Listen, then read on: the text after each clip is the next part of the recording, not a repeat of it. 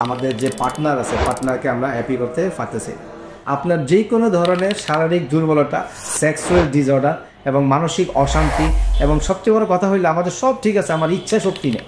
আপনার বডিতে সব ঠিক আছে, আপনি টেস্ট করবেন দেখবেন এভরিথিং ওকে, বাট আপনার ইচ্ছা শক্তিটা আপনার নাই। আমরা সমাধান দিতে পারি যারা খুব শারীরিকভাবে দুর্বল আছে, মানসিকভাবে দুর্বলতা আছে, খাদ্য অভ্যাস এবং জীবনধারা পরিবর্তনের মাধ্যমে আমরা এটা সমাধান দিতে পারি। খাদ্য অভ্যাস কেন? কারণ আমরা খাদ্যের দ্বারাই আমরা অসুস্থ হচ্ছি। বেসিক্যালি আমি কিন্তু অসুস্থ হচ্ছি না, হচ্ছে আমার কোষ বা সেল। এবং এই সেলটা অসুস্থ হয় কি কারণে? সেখানে প্রচুর পরিমাণে টক্সিন জমে যায়।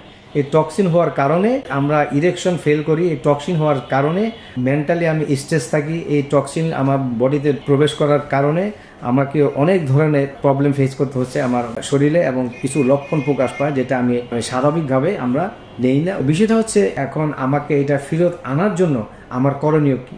এখন স্বাভাবিকভাবে আমি যদি আপনাকে বলি যে আপনাকে এমন খাবার খেতে হবে যেই খাবারে ঔষধি গুণ আছে, তা আমি এমন একটা খাবারের কথা বলতে পারি, সেই খাবারটা যদি আপনি খান তাহলে অবশ্যই আপনার একটা ইচ্ছা শক্তি আপনার ভিতরে জাগ্রত হবে।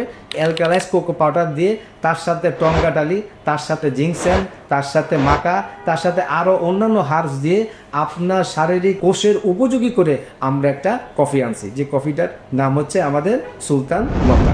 এটা সেবনের মাধ্যমে আপনি আপনার হারানো যৌবনকে পুনরুদ্ধার করতে পারবেন খুব স্লোলি।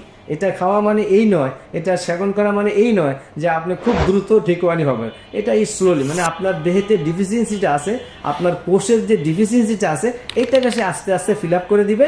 ফিল আপ করে দিলেই আপনি আপনার পিছনের জায়গাতে, অর্থাৎ আগে যেরকম উদ্যম ছিলেন বিফোর ম্যারিড, সেই জায়গায় আপনি আস্তে আস্তে চলে আসতে পারবেন ইনশাআল্লাহ।